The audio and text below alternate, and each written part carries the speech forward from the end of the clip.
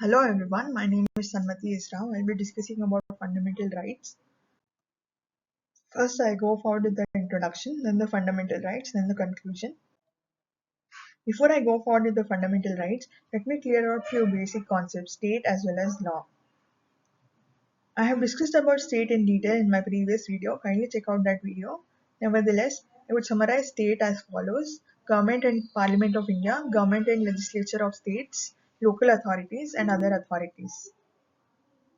Article 13 provides that all laws inconsistent with the fundamental rights are void in nature. It is implicit of power of judicial review. The term law has been defined under Article 13 as follows: permanent laws enacted by Parliament,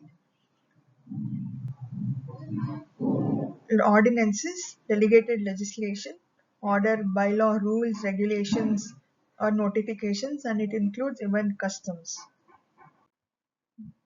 Before I go forward with discussion about each fundamental right, let me give out few basic characteristics of fundamental rights.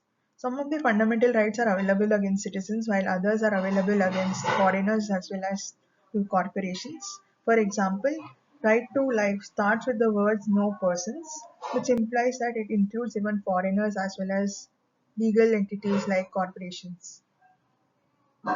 Fundamental rights are not absolute in the sense that if at all fundamental right of freedom of speech and expression is exercised, it should be exercised in such a way that it is not defamatory in nature, leading to libel or slander. Some of the rights are negative in nature. For example, there is a right to live, there is a right not to live.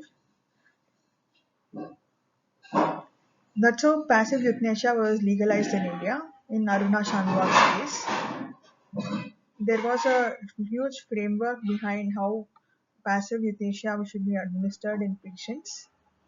Next is about fundamental rights being justiciable. If there is violation of fundamental rights, one could approach court. Fundamental rights are amendable in the sense that there should not be violation of basic structure doctrine evolved in Keshavanam Bharti case. During emergency, Article 21 and 22 are the only articles that are in function. Article 14 discusses about equality before law and equal protection of laws. In negative sense, it means there is absence of privileges. In positive sense, it means equal opportunity to all, irrespective of their caste, sex, race, religion. Article 15, subclause 3 provides for reservation on the basis of social and economic backwardness and not on the basis of caste alone. Nowhere has the word caste been emphasized more, even in Indra Savni case.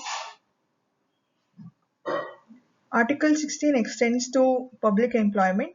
Nevertheless, there could be a reservation on the basis of social and economic backwardness and not on the basis of caste alone, even under this provision. Article 17 talks about untouchability and prohibits it in any form, and it is regarded as a social evil. Article 18 talks about abolition of titles. Only hereditary titles are prohibited, like Maharaja, Raj Bahadur, Rai Bahadur. In 1996, the constitutional validity of Bharat Ratna, Padma Vibhushan, Padma Bhushan, and Padma Shri was upheld. I'll be discussing about 6 freedoms that are available under Indian Constitution. The first is the freedom of speech and expression. Here, it grants citizens the freedom to express their views, opinions, beliefs, and convictions through speech, writing, printed, or any form. However, there is reasonable restrictions imposed on the grounds of public order, defamation, incitement to offense, etc. Freedom of assembly. Citizens have the right to assemble freely without arms. It includes the right to hold public meetings, demonstrations, takeouts, etc. Veer Das wanted to hold a stand-up comedy routine in Bangalore in one of the places. The place did not grant him any opportunity. It was violative of his freedom to speech and expression as well as his freedom to assemble. Freedom of association. Here, the individuals have a right to form associations, unions, or cooperative societies. For example, trade unions are viable. under the Indian Constitution. Next is freedom of movement. Here, every citizen has a right to move freely throughout the territory of India. Reasonable restrictions can be imposed on the grounds of interests of public and protection of interests of any scheduled tribe. Freedom of residence. Citizens have a right to reside and settle in any part of India. Before the Jammu and Kashmir Reorganization Act of 2019, people could not buy property in Jammu and Kashmir, but that was done away with due to the enactment of Reorganization of Jammu and Kashmir Act in 2019. Next is freedom of profession. Here, individuals have a right to practice any profession or carry out any occupation, provided they are not done in the disinterest of the general public. For example, prostitution has not been recognized as a profession because it is against public policy as well as morality. Note, let me tell you here that right to property was a fundamental right, but it was done away with the 44th Amendment to Indian Constitution because state can encroach upon the properties for the subservient of common good as well as this concentration of wealth in India. Next is about protection in respect of conviction for offences. There are three provisions in this regard. That is, it is against retrospective criminal legislations. Any individual can be convicted only for a violation of law in force at the time of commission of the act. Also, the person cannot be subjected to a penalty higher than the one prescribed under the law. Next is double jeopardy, wherein no person can be convicted twice for the same offense. Next is right against self-incrimination. This is similar to Amendment 4 of US Constitution, where there is a right to remain silent and one could invoke their Miranda rights. Next is about Article 21, which talks about protection to life and personal liberty. This is heart and soul of Indian Constitution and serves as a cornerstone of individual freedoms. Next is the right to education under Article 221A. Here, right to education has been recognized as a constitutional right. This provision is provided even under Article 51(1)(k), which is a fundamental duty, wherein children below the age of 14 are provided free and compulsory education. Next is protection against arrest and detention. This provision ensures certain protections to persons who are arrested or detained, including the right to be informed of the grounds of arrest, right to consult and be defended by a legal practitioner. In A.K. Gopalan versus State of Madras, it was held that Article 22 provides a person who has been arrested the right to consult legal practitioner and be defended by him.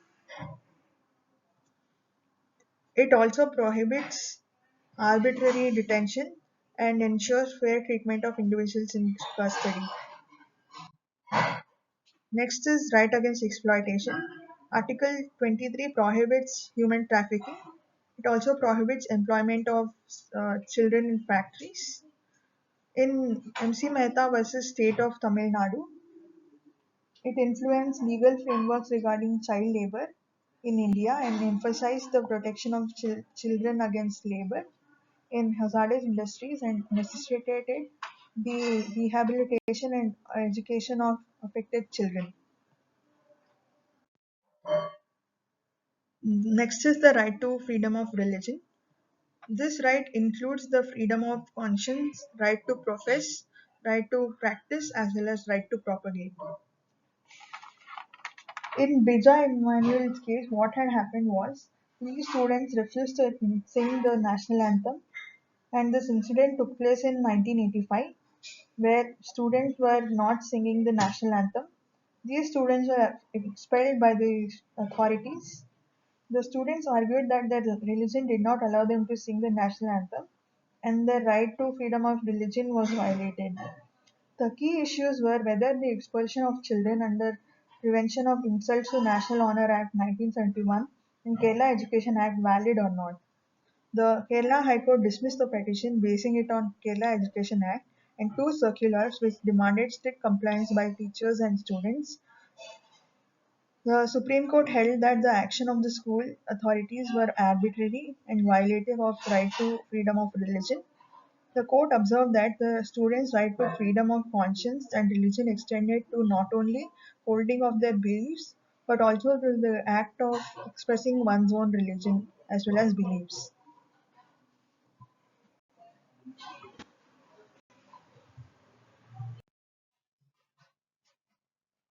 Article 26 talks about freedom to manage religions. First, it includes the right to establish and maintain institutions for charitable and religious purposes. Then, it includes the right to manage its affairs in matters of religion. Then, the right to own and acquire movable and immovable properties. And then, it includes the right to administer such properties as per law. Article 27 talks about freedom from taxation for promotion of a religion. This provision prohibits the state from levying taxes for promotion or maintenance of any particular religion or denomination. Then it includes even the right to freedom from attending religious instruction. There are provisions for religious instruction in different categories in educational institutions as described below. It includes institutions wholly maintained by state religious instruction, which is completely prohibited. Then it includes institutions administered by state but are established under the endowment or trust. Religious instruction is permitted. Institutions recognized by state religious instruction is permitted on a voluntary basis, that is, with the consent of a person. Institutions receiving aid from state institutions is also permitted on a voluntary basis with the consent of a person.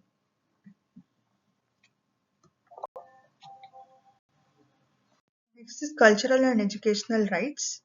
These provisions of Indian Constitution safeguard the rights of minorities to preserve their culture, language, and script. Article 29 talks about if a person has a distinctive language, script, or culture of their own, then that person is entitled to conserve the same. Next is the right of the minorities to administer and establish educational institutions. Last but not the least, right to constitutional remedies. If there is violation of fundamental rights, to enforce it, one could approach the court in the form of five writs: writ of habeas corpus, writ of mandamus, writ of certiorari, writ of prohibition, writ of quo warranto. In state of West Bengal versus Committee for Protection of Democratic Rights, an SLP was filed against the order of High Court of Calcutta under Article 226.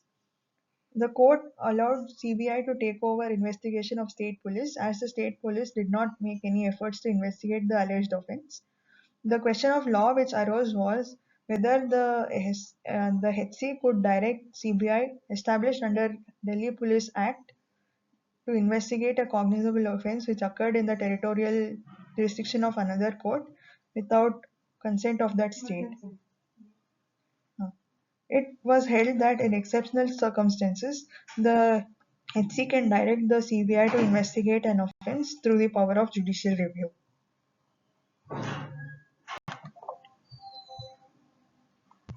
Conclusion: fundamental rights are restrictive in nature. That is, there are reasonable restrictions on fundamental rights. They are not absolute like the absolute rights. There is no such thing as absolute rights at all. Fundamental rights are not constitutional rights. Constitutional rights recognize social rights, economic rights, and political and other rights as well.